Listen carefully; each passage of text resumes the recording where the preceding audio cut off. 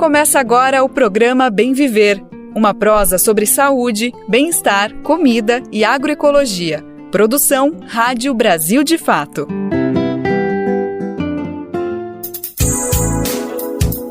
E hoje é quarta-feira, dia 13 de novembro de 2024. Estamos chegando junto com mais uma edição inédita e fresquinha do Bem Viver, uma produção do Brasil de Fato. Você sabe muito bem, por aqui a gente tem um compromisso de pôr em pauta os assuntos fundamentais para pensar uma sociedade mais justa, igualitária para todo mundo. Por isso sim, a gente fala de agroecologia, saúde, alimentação, cultura, sem ignorar os debates do dia a dia, as notícias de Brasília, da política, da economia, do mundo do trabalho, tudo isso cabe no nosso Bem Viver. Meu nome é Lucas Weber, eu tô contigo nessa boa prosa e antes de mais nada, quero também aproveitar para agradecer demais ao meu parceiro de primeira hora, Daniel Lamir, que segurou todas as pontas na apresentação do programa de ontem. Bom, dados esses recados, vamos saber então quais são os destaques que a gente preparou para a edição de hoje. Brasil de Fato lança edição especial jornal impresso sobre G20 no Rio. Presidenta da emissora venezuelana Telesur defende criação de plataformas de comunicação para mídias contra-hegemônicas. Prefeita reeleita de Juiz de Fora, Margarida Salomão, aponta desafios do PT para reconquistar massas. Documentário sobre o médico gaúcho morto pela ditadura será lançado esta semana no Rio Grande do Sul. E começa amanhã o seminário sobre a realidade agrária na região de Juazeiro, na Bahia. Raí se junta a camponeses e camponesas na primeira Copa da Reforma Agrária no Paraná. E vamos saber sobre a mobilização contra a proposta da jornada 6x1, que está tomando todos os assentos no Congresso. Esses são alguns, mas são vários os destaques do programa de hoje. Bora lá que ele só está começando. Neste mês de novembro, o Brasil vai sediar a reunião do G20, assunto super importante, a gente vem comentando sobre isso programa após programa. A cidade do Rio vai reunir líderes de países que representam mais de 85% da economia global. Literalmente o Rio vai parar, vai ser feriado semana que vem, justamente para dar conta de tantos chefes de estado que vão estar na capital fluminense. Mas que tal uma visão popular sobre todo esse assunto? Por isso mesmo que o Brasil de Fato lançou uma edição especial do jornal impresso sobre o encontro. O título é feito com uma pergunta: G20 no Brasil, o que está em jogo? E se tem uma pergunta, tem uma resposta também, né? E ela é dada por movimentos populares e representantes da sociedade civil. A gente vai saber mais detalhes sobre essa edição e que representações, que análises importantes a gente pode encontrar nesse documento com o nosso repórter Douglas Matos. Com o objetivo de levar para a sociedade uma perspectiva popular sobre a 19ª cúpula do G20 no país, o Brasil de Fato preparou neste mês uma edição especial que aborda a preparação das atividades, os principais temas em discussão e a organização popular que denuncia e cobra por atenção dos governos na busca por soluções dos principais problemas no planeta. A reunião de chefes de Estado ocorre entre os dias 18 e 19 de novembro no Museu de Arte Moderna do Rio de Janeiro. Antes, toda a área do Boulevard Olímpico e arredores da Praça Mauá, no centro da capital fluminense, serão ocupados por centenas de movimentos sociais e populares e organizações da sociedade civil que participam da cúpula social do G20 entre os dias 14 e 16. A edição do Brasil de Fato sobre o G20 apresenta os grandes temas propostos pela presidência brasileira à frente do bloco: o combate à fome, à pobreza e às desigualdades, o enfrentamento às mudanças climáticas e a reforma do sistema de governança global, apontando os desafios dos espaços oficiais e as perspectivas dos movimentos populares do Brasil e do mundo em torno do evento. O contexto de guerras e principalmente o genocídio do povo palestino também marcam os debates políticos do G20 no Brasil. E para isso foram ouvidos pesquisadores, ativistas, acadêmicos e autoridades que dão um panorama da programação e falam das expectativas para o maior evento diplomático do Brasil em 2024. O G20 reúne as 20 maiores economias do mundo, mais a União Europeia e a União Africana. Reunidos, eles representam 85% do PIB mundial, o Produto Interno Bruto, mais de 75% do comércio global e cerca de 2/3 da população. Além deles, outros 8 países e 12 organismos multilaterais foram convidados para a cúpula no Brasil, que encerra a presidência brasileira à frente do bloco. Em seguida, essa presidência será transferida para a África do Sul. Além do jornal impresso, o Brasil de Fato vai estar presente na cúpula do G20, com equipes no Rio de Janeiro e reportagens exclusivas. De São Paulo, da Rádio Brasil de Fato, locução Douglas Matos. E aqui no Bem Viver é óbvio que a gente segue também numa proposta de uma visão popular do G20 no Brasil. Ainda no tema da comunicação, a gente destaca as palavras da presidenta da emissora venezuelana Telesur, Patrícia Villegas. Ela participou de um evento realizado na última segunda-feira, dia 11, no Sindicato dos Jornalistas de São Paulo. Além de comunicadores e ativistas, estiveram reunidos também jornalistas para conhecer a experiência de comunicação do país vizinho. A atividade foi realizada em parceria com o Barão de Itararé, Comunicasul e Brasil de Fato. O encontro foi chamado de Venezuela, a mídia e o papel da Telesur. Patrícia dirige a emissora desde 2011. Ela enfatizou que o momento conjuntural da América Latina é mais propício para debater a comunicação. Também lembrou que o grande impulsionador da emissora foi o próprio Hugo Chávez, ex-presidente da Venezuela, que, como a própria presidenta da Telesur explicou, foi uma forma de resposta contra a tentativa de golpe de Estado no país que aconteceu no ano de 2002. Bom, a presidenta disse que vivemos uma espécie de ditadura dos algoritmos. E nesse sentido, a Telesur faz uma frente e oferece um olhar distinto sobre a América Latina. A comunicadora também afirmou que os desafios da Telesur são comuns aos veículos populares do continente americano. De acordo com Patrícia Villegas, as mídias passam por desafios comuns, independente do tamanho ou linguagem utilizada por cada uma. Por isso, diante de uma espécie de ditadura dos algoritmos, Patrícia aponta sugestões. A dirigente defendeu, por exemplo, o uso de plataformas próprias para que esses veículos possam circular as informações. Como exemplo, ela citou que a Telesur produz conteúdos de uma boa qualidade, mas que são silenciados pelas plataformas que a gente conhece mundo afora, nas redes sociais. A jornalista defendeu também uma aliança técnico-científica entre países do sul global para a criação de novas plataformas. A articulação entre veículos populares também foi um tema da intervenção de Villegas aqui na participação dela nessa conferência em São Paulo. A Telesur também tem transmissões em espanhol e inglês, e além da América Latina e Caribe, chega em 34 países do continente africano. Quem quiser saber mais detalhes da participação da presidenta da Telesur, Patrícia Villegas, aqui no Brasil, pode procurar no nosso site, brasildefato.com.br. E agora a gente compartilha um recado, um bilhete sonoro, gente, que vem do fundo do nosso coração, de toda a equipe do Brasil de Fato. É que a gente precisa da sua colaboração para continuar produzindo conteúdo de qualidade, com todo o rigor jornalístico que você já conhece e confia. Nosso trabalho é e sempre será trazer a visão popular dos fatos, tanto no Brasil quanto no mundo. E você pode nos ajudar por meio do nosso Apoia-se, contribuindo com o valor que puder, que estiver no seu alcance. Assim você se junta a quem luta contra a desinformação e constrói um futuro melhor para todos e todas. E aí, bora nessa, gente? Vai em apoia-se/Brasil de Fato, apoia-brasildefato.com.br. E no Bem Viver de hoje, a gente tem a alegria imensa de receber a prefeita recém-eleita de Juiz de Fora, Margarida Salomão, pelo PT. Ela que tem uma trajetória aí na Câmara dos Deputados pelo partido e também dentro da própria academia, dentro da Universidade Federal de Juiz de Fora, entre o tempo que ela foi aluna, docente, atua também como pró-reitora de pesquisa, reitora por 2 mandatos consecutivos.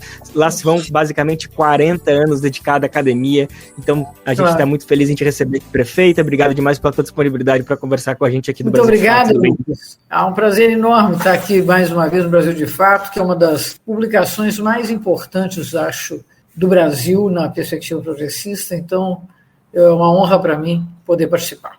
Maravilha, a honra é toda nossa, prefeita. Bom, para começar a nossa conversa, eu queria retomar um pouquinho desse processo eleitoral que a gente ainda está vivendo um pouco das consequências dos debates, né? A despeito do que aconteceu em boa parte do Brasil, a eleição em Juiz de Fora foi um tanto diferente, se resolveu no primeiro turno, a senhora foi reeleita com mais de 50% dos votos, e quem ficou em segundo foi um candidato bolsonarista do PL, né, Charles Evangelista, e isso destoou um tanto quanto do que a gente acompanhou pelo restante do Brasil, né, que a gente viu muitos debates de figuras que de alguma maneira representavam, né, Lula e Bolsonaro, PL, PT, na verdade, ou partido... Não foi uma disputa com um candidato bolsonarista. Na verdade, eu enfrentei 4 candidatos muito conservadores, uma das quais era uma deputada federal, na vigência do seu mandato, os demais, inclusive o Charles, ex-deputados federais, que perderam o mandato em 2022, e um ex-deputado estadual. Então, na verdade, eram pessoas que, pelo menos do ponto de vista da tradição política da cidade, tinham alguma representatividade, e eles fizeram um fogo de barragem em cima de nós, porque, como eu era a prefeita incumbente, né, em processo de continuação, então nós fizemos um enfrentamento grande, mas eu tive a nosso favor um argumento que é um argumento democrático de grande relevância. Altíssima aprovação do nosso governo pela cidade. Como nós temos um governo com as nossas bandeiras, um governo democrático, um governo priorizando aqueles que mais necessitam, um governo de forte alcance social, nós tivemos essa espécie de blindagem por parte do eleitorado, mesmo com essa tentativa de desconstrução do nosso governo, da nossa proposição de reeleição. Então, eu acho que isso nos levou à vitória no primeiro turno, porque efetivamente a cidade estava muito satisfeita com a gente. Prefeita, é importante ouvir essa tua primeira análise, justamente para a gente entender que eu quero falar um pouquinho das disputas que a gente tem vindo acompanhando contra a extrema-direita, e aí não me concentro apenas em Juiz de Fora, nem em Minas Gerais, mas no Brasil como um todo, mas queria aproveitar então, já que a senhora citou esse excelente desempenho, essa excelente aprovação que a senhora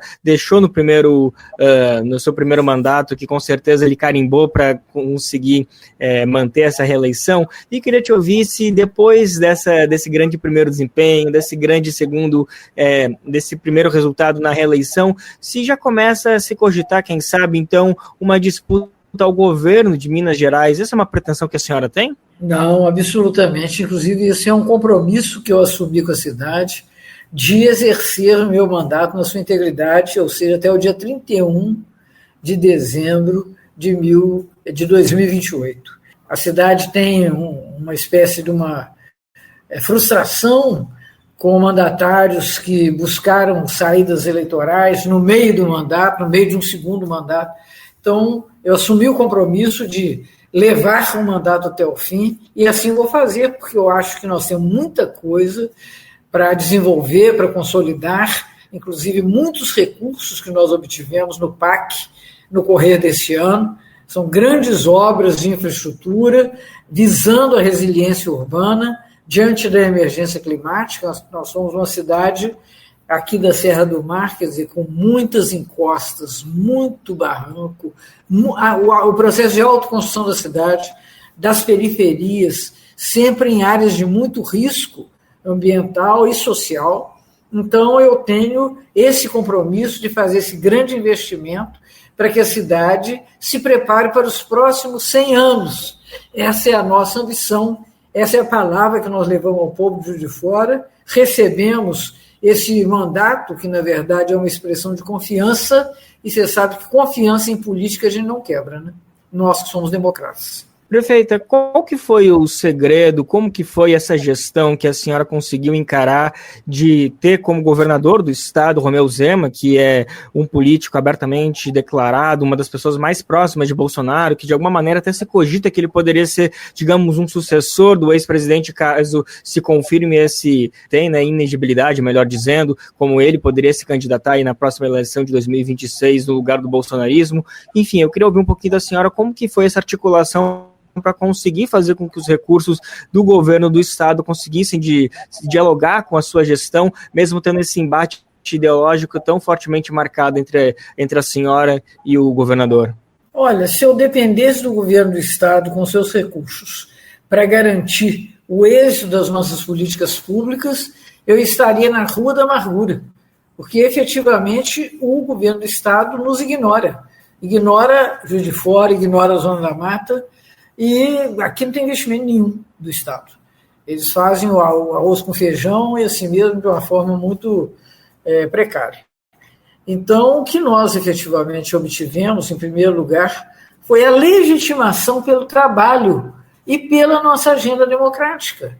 Então, nós recebemos um mandato em condições como todo mundo que começou a governar em 2021, com situações muito adversas. Eu destaco a pandemia, que nos levou quase 1 ano e meio para recuperar a cidade, para garantir a vacinação, para enfrentar, de fato, a doença Covid, e mais com todo o impacto social que se causava, o comércio fechado, as atividades culturais em suspenso, perda de postos de trabalho. Então, nós tivemos um grande esforço para botar a cidade de pé e fazer isso dialogando com a cidade inteira. Quem votou na gente, quem não votou na gente, quem votou contra a gente.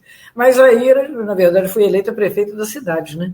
Então, nós abrimos as portas para essa forte interlocução, que é uma coisa também que marca os mandatos do PT, e com isso nós fomos cuidando da cidade, zeladoria, cuidando das feridas abertas. Nós conseguimos vamos dizer assim, um colchão de confiança que nos permitiu levar adiante programas, inclusive programas avançados. Nós aqui em Juiz de Fora temos uma situação em que as filas das creches foram zeradas, todo mundo, e aí obviamente isso importa mais às camadas populares, toda criança que quis vir para as creches públicas em Juiz de Fora, nós abrimos 7 creches novas e conseguimos receber a todas elas. Isso é fundamental. Eu sou professora, a educação infantil, especialmente nesse segmento da vida, de 0 a 3, assim, absolutamente imprescindível que essas crianças sejam apoiadas, que elas sejam bem alimentadas, que elas sejam bem cuidadas, que elas tenham a oportunidade de desenvolver o seu potencial cognitivo, o seu potencial social. Então, essa é uma política muito avançada, é uma política do PT e que nós conseguimos garantir. Como também, eu quero dizer a você, que em termos de mobilidade urbana, também herdamos uma situação muito complicada, mas nesse período nós não só congelamos o valor da passagem, que é o mesmo praticado aqui desde o ano de 2019, então se você fizer uma dedução da inflação, efetivamente nós reduzimos o valor da tarifa do transporte coletivo e mais, fizemos uma coisa que empolgou a cidade toda. Eu ia para os bairros e as pessoas felizes com isso, me perguntando se não vai parar, não, né, Marielle? Que é o transporte gratuito nos domingos e feriados, o nosso Domingão do Busão. E que foi, de fato, um grande avanço em termos de participação das pessoas na cidade. Mobilidade é alguma coisa que garante que as pessoas se desloquem e, portanto, tenham acesso a todos os benefícios que a cidade oferece. Esporte, cultura, parques, praças, igreja, tudo que as pessoas aspiram a usufruir, não apenas, quer dizer, você tem o Vale Transporte, que te dá direito de vir trabalhar, a empresa paga para você. Mas e para você viver? E para você se divertir? E para você sair com a sua família? Então isso, por exemplo, foi uma política que nós implementamos, porque aqui nós praticamos subsídio ao transporte coletivo urbano, e isso levou a um grau de felicidade muito grande das pessoas em termos da sua experiência da cidade. Isso é fundamental para que um governo progressista se legitime. Se você me permite fazer uma pequena extraposição, nós estamos aí vivendo essa desgraça que é a eleição do Trump nos Estados Unidos. Com todos os problemas que você possa achar na candidatura democrática, dos democratas, né? Não democrática, candidatura dos democratas, mas de todo modo, o Trump nós já sabemos o que é, até por ter já experimentado a sua calamitosa presença na direção da nação mais importante do mundo. E aí o que eu quero te falar, hoje mais ou menos voz consensual, que o discurso da Câmara e dos democratas em defesa da democracia não sensibilizou as pessoas que estão com problemas para pagar seu aluguel, para pagar sua hipoteca, para fazer compra no supermercado. Então, se nós não conseguirmos atingir as camadas populares na sua necessidade mais imediata e aguda, não haverá palavras que garantam uma aliança nossa, daqueles que somos mais combativos, que somos mais progressistas, com as camadas populares, que são efetivamente a nossa base social e o alvo das nossas políticas. Ótimo, prefeita.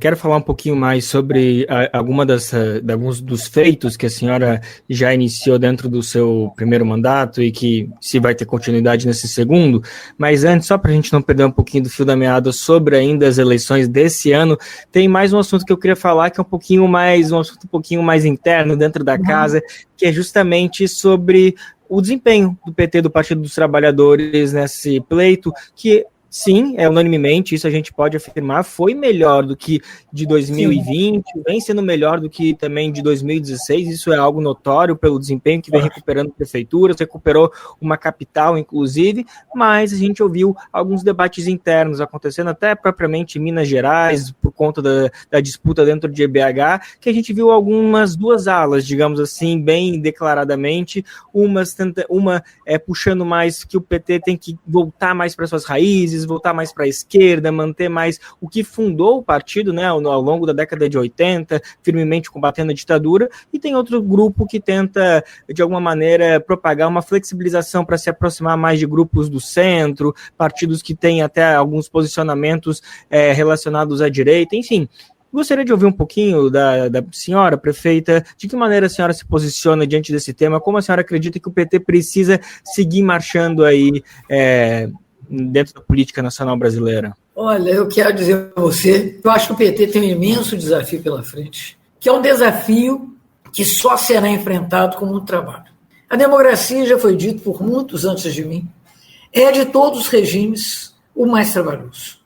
Aquele que mais requer de você paciência, humildade e disposição de construção de soluções com base social. Eu acho que seria uma tragédia o PT abandonar os seus compromissos programáticos de origem. Isso, para mim, é indisputável. Eu não quero nem colocar isso em discussão. O que eu acho que nós precisamos fazer é, em fidelidade a esses compromissos, começarmos a desenvolver dinâmicas políticas mais ambiciosas, de diálogo com a sociedade, não apenas a sociedade organizada, porque aí a gente acaba ficando refém de uma idealização das décadas de 80 e de 90, que são períodos de forte ascenso da luta democrática, em que você tinha sujeitos muito bem definidos, a Igreja da Teologia da Libertação, as pastorais, aí você tinha no bairro essas pastorais mobilizando sociedades para o melhoramento, e aí os sindicatos que estavam naquele momento também, num período de afirmação das suas lutas, as mais legítimas. Hoje, eu acho que nós temos que dialogar com a sociedade organizada, sem sombra de dúvida, mas também é voz comum que você tem um esvaziamento muito grande dessas formas mais convencionais de organização da luta social. Eu acho que você tem que conversar com os desorganizados, está posto aí, necessidade de conversar com os motoboys, com as pessoas que são, na verdade, trabalhadores de aplicativos. Se eles se reconhecem ou não trabalhadores é outro problema, mas se são trabalhadores de aplicativos, e, especialmente, as novas formas de organização social expressas pelas pequenas igrejas evangélicas. Eu estou falando com você como uma pessoa que pisa no barro, que vai lá, que conversa com as pessoas onde elas moram, para conversar, para definir com elas o que é necessário fazer. Não da minha cabeça, nem da cabeça dos técnicos que me assessoram, que obviamente tem uma contribuição imprescindível, mas dar a isso relevância pela escuta das pessoas diretamente interessadas. Então, eu quero dizer a vocês que hoje as pequenas igrejas evangélicas são uma rede social de grande relevância, a quem os setores populares se referem. E aí eu estou me referindo à população negra, eu estou me referindo aos pobres, eu estou me referindo às pessoas que nós, inclusive, ambicionamos representar. Então, eu não posso ignorar, por algum tipo de preconceito, esse diálogo. Esse diálogo é fundamental e eu quero dizer a vocês, especialmente com as mulheres. Você tem redes de mulheres, pastoras, ou mesmo as que não têm nenhuma função especial na igreja, elas criaram para si uma rede de proteção social que envolve as suas famílias, os seus filhos e elas mesmas, que são, obviamente, muito vulneráveis em termos de alvos de violência doméstica, da violência que há na sociedade, os seus filhos, que acabam sendo aí os mapas demográficos do Brasil, mostram essa triste realidade, que é a concentração de mortes de jovens entre 16 e 24 anos, jovens do sexo masculino. Então, é lógico que você não pode ignorar essa outra forma de organização social. Então, eu acho que nós devemos, com o ideário que levou à origem do PT, ao seu triunfante desenvolvimento histórico, de fato, nós somos hoje o único partido de massas que há no Brasil, um partido democrático e popular de massas. Nós somos o único partido com essas características no Brasil. Os outros, inclusive esses que se dão como vencedores nessa eleição, Centrão, não sei o quê, sopa de letrinha, né, gente? Porque o cara um dia está num partido, outro dia está no outro dia é mais conveniente. E aí é necessário pensar isso. Ao invés de nos curvarmos sob o revés, nós tivemos nessa eleição um dado muito impressionante, que é 81% de êxito dos candidatos que se dispuseram à reeleição. 81%. E grande parte desses candidatos já eram os candidatos dos partidos identificados como centrão. Então, na verdade, eu acho que o PT foi menos mal do que alguns críticos avaliam, foi menos mal. Claro que nós queremos muito mais. E agora o que eu acho que nós temos diante de nós como desafio é nós nos reorganizarmos para fazer essa luta e consolidar a nossa aliança com os setores populares. Maravilha, prefeita. Agora, depois, enfim, dessa análise muito importante para a gente entender, né, de alguma maneira, falando bastante dessa trajetória nacional, a senhora citou bastante de alguns movimentos que o PT precisa se engajar, precisa estar participando nesses debates para conseguir ter espaço, conseguir dialogar com a população. E agora eu queria retomar um pouquinho da sua trajetória, que sem dúvida alguma dialoga muito com tudo isso, porque a senhora é uma grande pioneira política brasileira por ter sido a primeira mulher prefeita em Juiz de Fora, a primeira deputada Juiz de Forana e também, além de ter sido a primeira reitora mulher, né? Isso na Universidade Federal de Juiz de Fora. Eu queria te ouvir um pouquinho sobre essas conquistas, porque sempre que a gente fala da primeira mulher, da primeira pessoa negra, da primeira pessoa indígena, sem dúvida é uma grande conquista que a gente tem que celebrar, mas nos obriga a olhar para a nossa história do país e ver que com tantos séculos de história, a gente demorou tanto para conseguir algo tão básico, tão fundamental, tão simples, que é permitir que a diversidade, que a nossa população, que a cara do nosso país possa estar ocupando esses espaços de poder. Então eu queria te ouvir um pouquinho, prefeita, como a senhora encara essas conquistas que eu tenho certeza que te dão muito orgulho, mas também quero entender que desafios você acha que essas conquistas nos obrigam a enxergar para a nossa história do país. Como você mesmo já disse, o fato de protagonizar esses ineditismos em nada reduz a injustiça estrutural que levou as mulheres, que levou os negros e negras, que levou as populações indígenas a estarem excluídas das classes dirigentes. Mas, com o ineditismo obtido e conquistado, eu quero dizer que há duas coisas que eu acho muito importantes observar aí. A primeira delas é a imensa responsabilidade que pesa sobre os ombros de quem inaugura, porque você acaba tendo que reverter expectativas e fracassos. Então, uma mulher que se elege reitora, que se elege prefeita, ela tem que ser muito boa, porque senão ela vai atrasar a vida e a evolução da sociedade gravemente. Então, a responsabilidade é enorme. Mas a outra coisa que eu quero dizer é que é importante não é ser a primeira, é ser a primeira de outras, de muitas. Então, hoje eu tenho a satisfação de, na universidade da qual eu fui reitora, hoje já há outra mulher muito qualificada, muito competente, exercendo a reitoria. Eu fui também a primeira mulher que se elegeu deputada federal aqui em Juiz de Fora. E hoje, 2 mulheres de Juiz de Fora exercem o mandato de deputado federal representando o estado de Minas Gerais. Então, agora eu sou prefeita e eu espero que muitas outras mulheres adiante possam desfraldar essa bandeira e, na verdade, tornar a sociedade mais equânime. Eu, quando assumi aqui no primeiro mandato, uma preocupação grande que nós tivemos foi de estabelecer uma paridade de gênero no secretariado. Colocar outras mulheres em posições decisivas, posições estratégicas, posições de mando, de direção, para que a cidade pudesse ver que não é uma pessoa que chegou à prefeitura, isso é uma eventualidade, é quase que uma sorte. Não. Nós aqui, na verdade, estamos lutando para que as mulheres sejam reconhecidas na sua capacidade de participar da vida social também como dirigentes.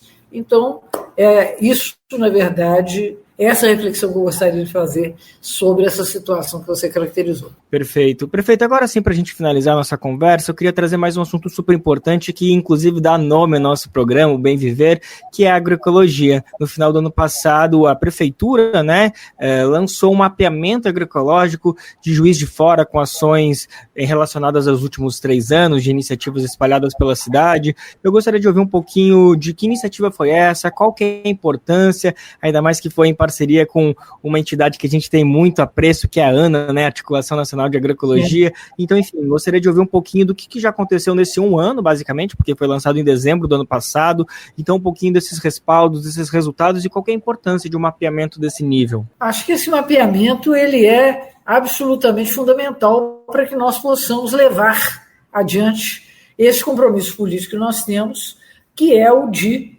fomentar a agricultura familiar, mas numa perspectiva sustentável.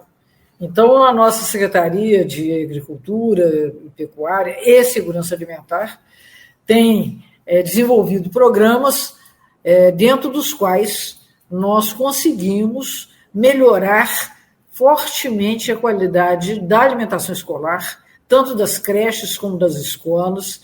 Nós conseguimos comida fresca, comida produzida localmente e de acordo com critérios sustentáveis. Na escola, as crianças chegam e tomam café da manhã, todas. Isso era muito necessário, porque quando nós assumimos o governo, a fome tinha voltado a agraçar de um modo assustador no governo Bolsonaro, com a pandemia, aquelas coisas todas. Então, esse mapeamento é uma ferramenta muito importante para que nós possamos dar substância a esse nosso compromisso político de valorizar e fomentar a agricultura familiar, a agricultura sustentável, que permite exatamente que os brasileiros se alimentem da melhor maneira.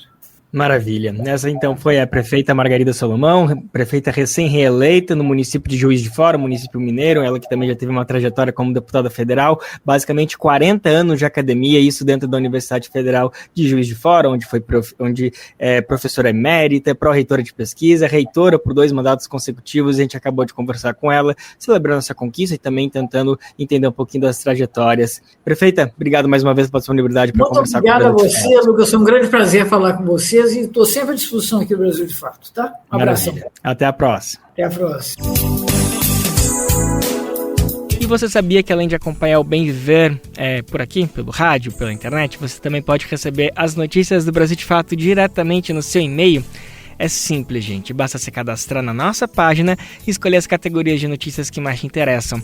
Assim você fica por dentro dos principais acontecimentos do Brasil e do mundo. Além disso, confere análises aprofundadas com uma visão popular do nosso dia a dia. É só acessar brasildefato.com.br/boletim. Simples assim. brasildefato.com.br/boletim. O médico gaúcho João Carlos Haas Sobrinho foi uma das vítimas da ditadura militar no Brasil. Ele foi assassinado na região do Bico do Papagaio e em Xambioá, nas margens do rio Araguaia, em 1972. A história de vida dele foi retratada num documentário que será lançado nessa semana no Rio Grande do Sul. O filme está com pré-lançamento marcado para hoje, dia 13, às 7h30 da noite, em São Leopoldo, justamente no estado gaúcho. Essa é a cidade onde João Carlos Haas Sobrinho nasceu e se criou. Mas o lançamento está marcado para o próximo sábado, dia 16. A gente vai entender como vai funcionar tudo isso na reportagem do Brasil de Fato. O documentário Doutor Araguaia, que conta a história do médico João Carlos Haas Sobrinho, morto pela ditadura, está com pré-lançamento marcado para esta quarta-feira, às 7h30 da noite, em São Leopoldo, cidade onde nasceu e se criou o médico. Haas Sobrinho foi assassinado na região do Bico do Papagaio, em Xambioá, nas margens do rio Araguaia, em 1972. O evento será no Cine System Shopping Bourbon. A produção é independente, da TG Economia Criativa, dirigida pelo documentarista Edson Cabral, com roteiro, pesquisas e argumento da irmã do protagonista, Sônia Haas. Em conversa com o Brasil de Fato, ela falou sobre a concepção do documentário. Eu, especialmente, estou vivendo um período assim, de muita emoção, né? Cada vez que eu vou fazer uma fala, eu fico emocionada, porque é uma história da vida do João Carlos, que viveu 31 anos, e a gente está aqui até hoje falando dele, que faz 52 anos que ele morreu. Mas é também a minha vida, né? Porque eu me dedico a esse assunto desde os meus 20 anos, eu tenho 66. Então, assim, esse documentário parece que dá um fecho, assim, às histórias, né? E a gente então vem trazer a público todo esse trabalho de pesquisa que eu fiz durante anos, né? E com depoimentos de amigos que conviveram com João Carlos, aqui da Faculdade de Medicina, pacientes que conheceram ele na Amazônia. O documentário foi gravado nos estados de São Paulo, Maranhão, Pará, Tocantins, Bahia, Rio Grande do Sul e Distrito Federal. Com duração de 90 minutos, apresenta 5 músicas inéditas e cerca de 50 entrevistas. Em 2023, Diego Moreira e Gabriel Kolbe publicaram pela editora Alameda a HQ Doutor Araguaia, a história de João Carlos Haas Sobrinho, que se definiu também como título do documentário. Após as pré-estreias no Rio Grande do Sul e no Pará, a produção deve circular em festivais de cinema no Brasil e no mundo, além de cinedebates em eventos relacionados à medicina comunitária e aos direitos humanos. Sônia Haas é uma publicitária gaúcha que vive na Bahia e luta há muitos anos, como outros familiares, pela recuperação dos restos mortais do irmão, negados até hoje pelo Estado. Ela lembra que Haas Sobrinho, nascido em 1941 em São Leopoldo, resolveu, como tantos outros jovens, lutar por justiça social. Em 1963, João foi presidente do Centro Acadêmico da Medicina da Universidade Federal do Rio Grande do Sul e em abril de 1964, nos primeiros dias depois do golpe, foi preso quase um mês junto com vários outros estudantes. Ainda que de formação jesuística, João, como muitos dos colegas, se filiou ao PCdoB para enfrentar a ditadura. Como lembra Sônia, após concluir o curso, João Carlos se tornou médico pioneiro nas regiões de Porto Franco e Xambioá, em Tocantins, onde comunidades desassistidas tiveram pela primeira vez a oportunidade de serem atendidas por um profissional da saúde. Ele atuou como médico ali, ele morou lá também, o Maurício Grabois, que era comandante da guerrilha do Araguaia, que depois se desenvolve, e o filho dele, André, moravam nessa cidadezinha também. E conviviam ali com o pessoal, com os camponeses, visitavam, faziam reuniões. O pessoal não sabia bem quem eles eram, né? Mas adorou eles e eles levaram muitos ensinamentos, levaram atenção com saúde, educação, cultura, livros, né? Tem gente lá na região que diz, eu peguei o gosto pela leitura porque o Dr. João Carlos lia pra gente na soleira, como se diz aqui no sul, né? Da porta.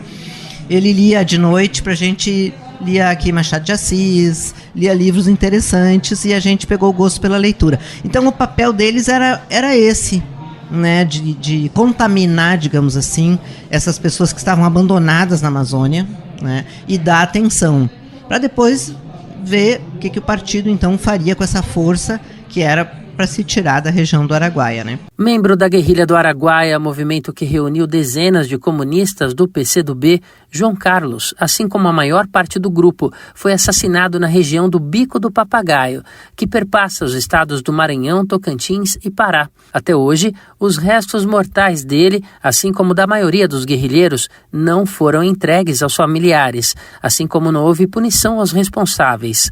Sônia diz estar emocionada com o término e o lançamento do documentário. Para ela, é um ciclo que se fecha. A gente fez o caminho da vida do João Carlos, né? Tentando trazer o máximo possível do que ele vivenciou, né? E mostrar para as pessoas assim, eu tenho muito orgulho do meu irmão, né? Eu gosto de contar a história dele porque me dá assim um certo conforto, dizer não, a história dele não, ele dizia, nenhum sacrifício será feito em vão. E eu acredito nisso, nessa filosofia dele.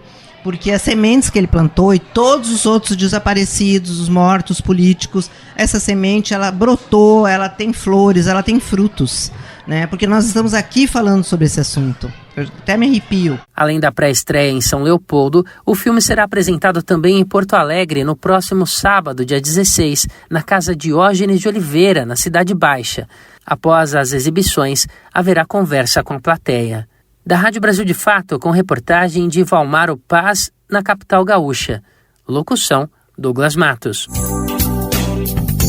São iniciativas como essa e muitas outras que nos ajudam a manter aceso o conhecimento histórico. Há gerações posteriores ao período da ditadura que precisam enxergar com nitidez o quão abominável foi o regime militar. Além disso, a luta de muitas pessoas contra as injustiças ditatoriais precisam deixar a marginalização da história e que assim, de passo em passo, possamos nos afastar dos esquecimentos e da marginalização e a gente siga pela memória histórica o conhecimento e a justiça social. Gente, começa amanhã, dia 14, o seminário Realidade Agrária na região do Juazeiro, Memória, Viva e Esperança Camponesa. A realização é da CPT, a Comissão Pastoral da Terra, da Diocese de Juazeiro, na Bahia. E até sexta serão 2 dias de atividades no Centro de Treinamento de Líderes em Carnaíba, no sertão da Bahia. O evento marca os 48 anos de serviço e missão da pastoral na Diocese. No primeiro dia de seminário, serão feitos momentos de resgate histórico sobre as lutas camponesas na região. De acordo com a organização, o seminário tem o objetivo de celebrar as resistências e conquistas camponesas. O encontro é também uma prévia do Congresso de 50 anos da CPT Nacional, marcado para o ano que vem, que vai acontecer no Maranhão. Confira mais detalhes no site do Brasil de Fato Bahia, que é brasildefatoba.com.br. Gente, bora compartilhar aquela notícia que nos enche de orgulho. O Bem Viver faz parte de uma rede incrível de parceiras que retransmitem o nosso programa por todo o país. E a gente aproveita para mandar aquele recado especial para todo mundo que faz essa articulação acontecer. São quase 500 emissoras espalhadas pelo país que recebem e compartilham nossas edições diárias. E a boa notícia é que você pode fazer essa rede crescer ainda mais. Se você faz parte de uma rádio e quer se juntar a essa parceria, é só entrar no site radiobrasildefato.com.br e clicar como ser uma rádio parceira, que tem o caminho, o tutorial para você entrar junto com a gente nessa. Se liga na dica de saúde do Brasil de Fato para você.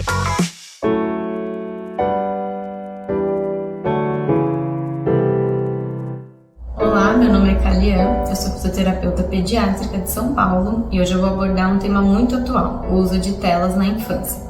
A recomendação é que para crianças de até 2 anos de idade elas não tenham nenhum contato com telas. Após esse período, o uso máximo seria de 1 hora por dia, com um aumento gradual e lento conforme o passar dos anos.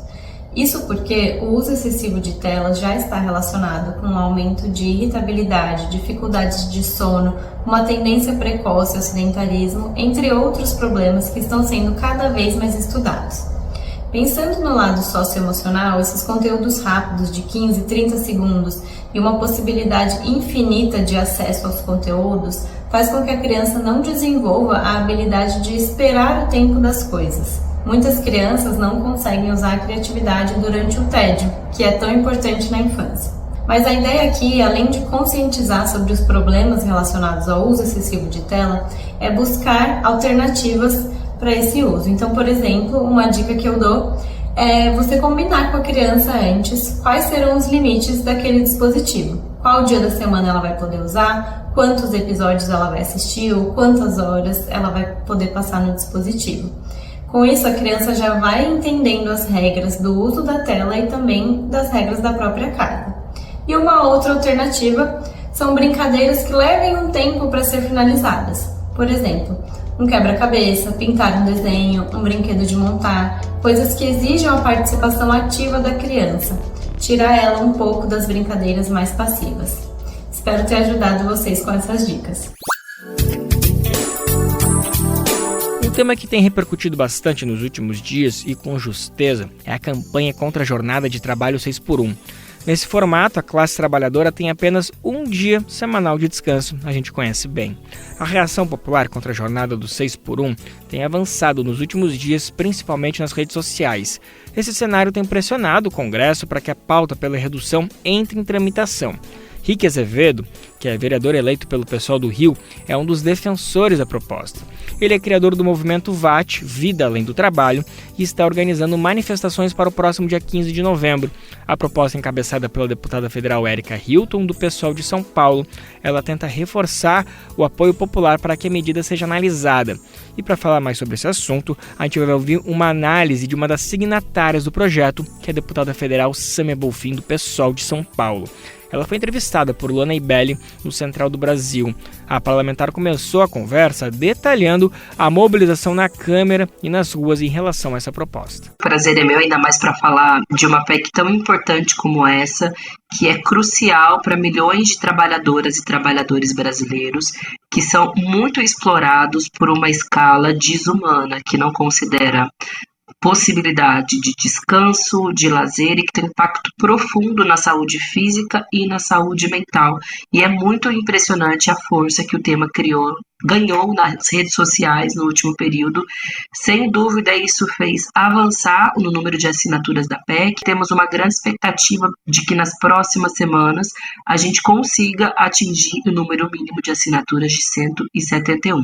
Na próxima sexta-feira, é um dia nacional de mobilização pela aprovação da PEC, pela coleta de assinaturas, pelo fim da escala 6x1. Já tem uma manifestação convocada para São Paulo, vai ser às 9 horas na Avenida Paulista, mas eu sei que também já está sendo articulado o ato no Rio de Janeiro e em outras capitais. E a ideia é justamente estimular que mais pessoas tomem a iniciativa de organizar essas ações nas suas cidades, justamente porque muitos podem nos dizer, mas num contexto em que há um avanço, na verdade, de uma agenda neoliberal, em que recentemente a gente passou por projetos que retrocedem, inclusive na legislação trabalhista, na CLT, como é possível, ousar, sonhar com uma nova realidade. Mas também é uma série de demonstrações de força recentes e também ao longo da história, de que é justamente esse processo de mobilização e pressão que possibilita alcançar conquistas, inclusive todas as conquistas que a gente teve na CLT,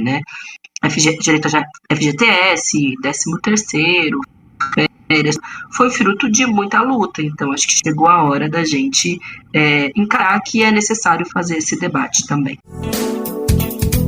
A deputada federal Sâmia Bonfim também rebateu as críticas de quem é contra a redução de jornada.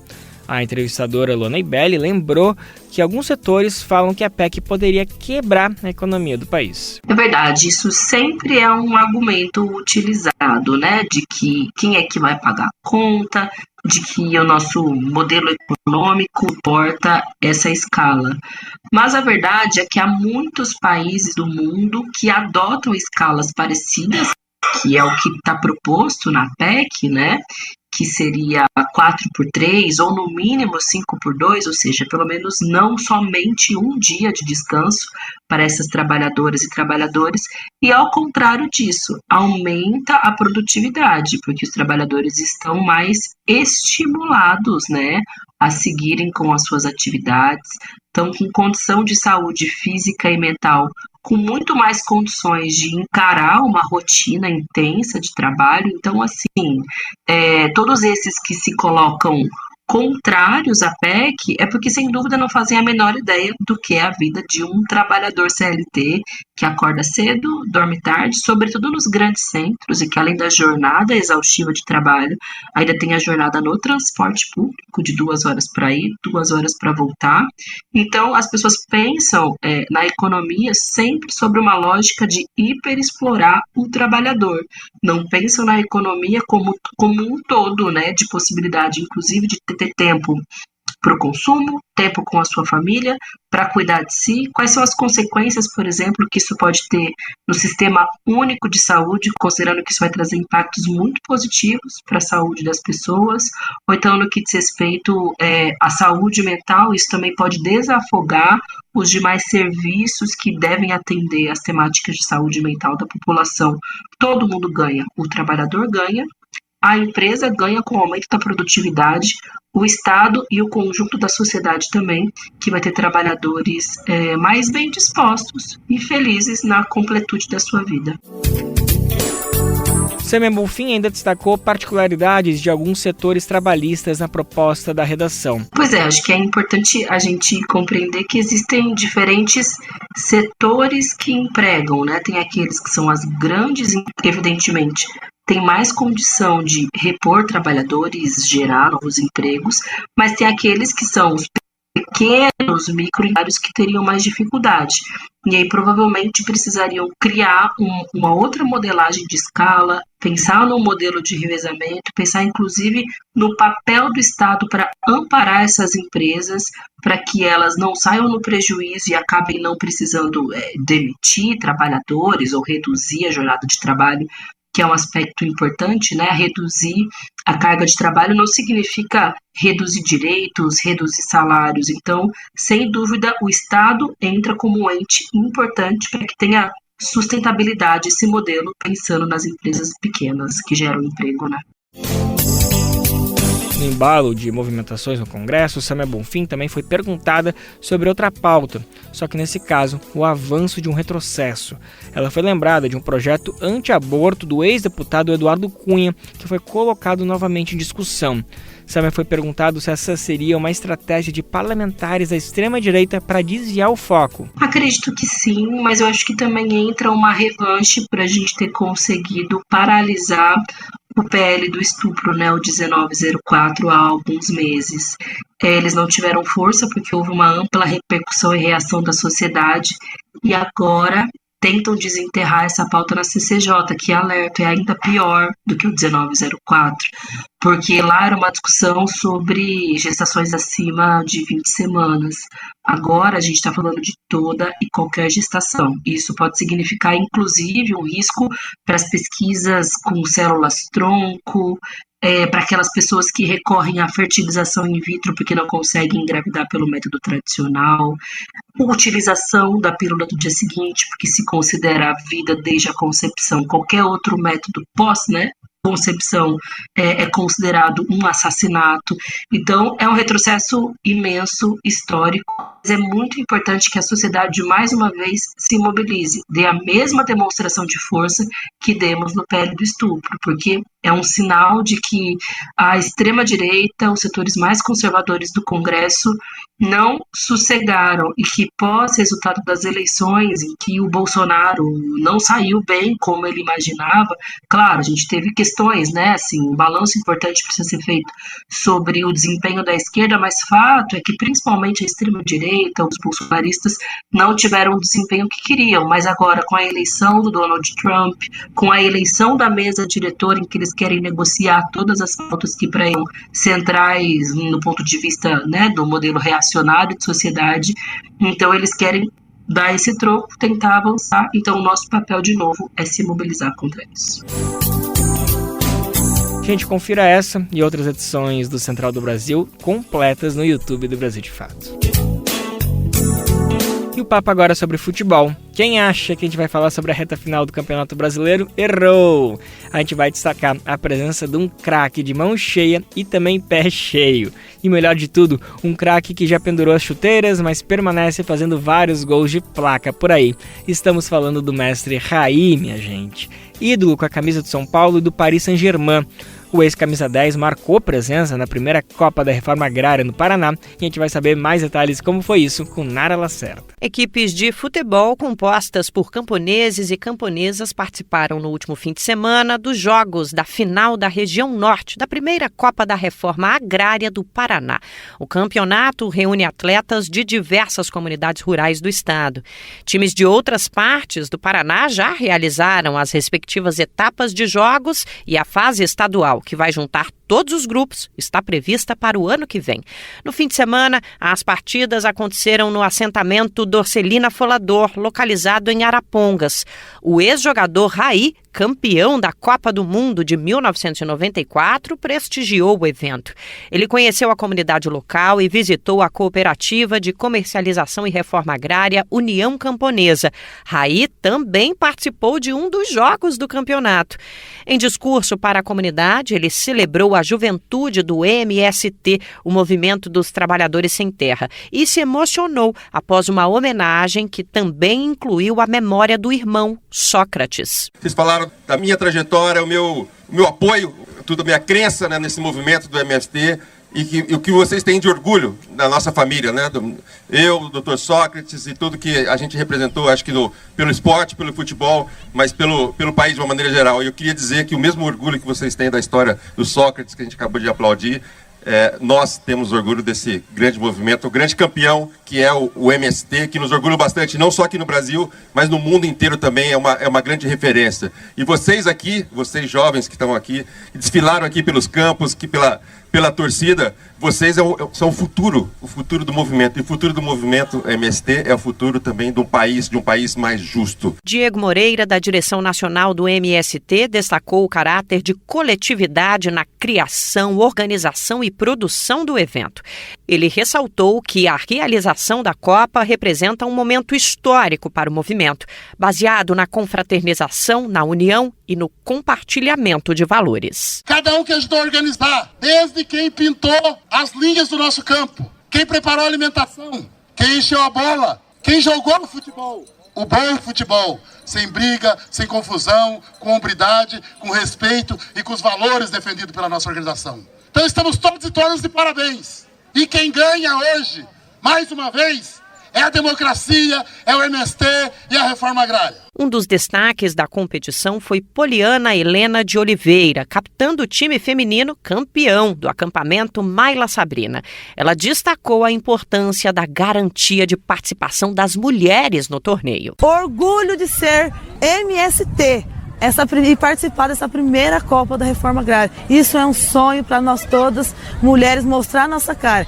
E que isso continue, que o MST proporciona mais e estamos juntos para essa estadual, todo mundo junto e lutando pela reforma agrária popular. A cerimônia de premiação foi realizada com um ato político, marcando o encerramento do evento esportivo. O campeonato se inspira na experiência do MST no Ceará, que já realizou 3 edições da Copa. O evento busca fortalecer a integração entre as comunidades rurais e amplificar a luta pela terra. De São Paulo, da Rádio Brasil de Fato, Nara Lacerda.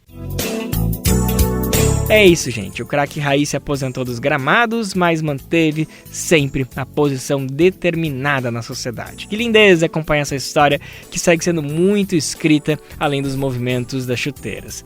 Mais um golaço do craque Raí.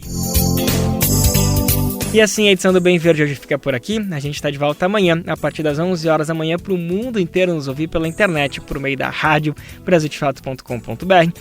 Logo depois, a nossa parceira RBA, Rádio Brasil Atual 98,9 FM, transmite o programa na Grande São Paulo. Lembrando que o Bem Viver vai ao ar em diversas rádios pelo país, e a lista completa de emissoras que retransmitem o Bem Viver você encontra no nosso site, na matéria de divulgação diária do programa. Aqui a gente aproveita para agradecer esses veículos por estarem com a gente. O Bem Viver também fica disponível com podcast no Spotify, Deezer, iTunes e Google Podcast. A apresentação deste programa foi de Lucas Weber, roteiro de Daniel Alamir, edição e produção de Daniel Alamir e Douglas Matos, trabalhos técnicos de Lua Gattinoni, Adilson Oliveira e André Paroche, coordenação de rádio e TV Moniz Ravena, diretora de programa de áudio Camila Salmásio, direção executiva Nina Fidelis, apoio toda a equipe de jornalismo do Brasil de Fato. Até amanhã, gente. Tchau, tchau. Você ouviu o programa Bem Viver, uma prosa sobre saúde, bem-estar, comida e agroecologia. Produção Rádio Brasil de Fato.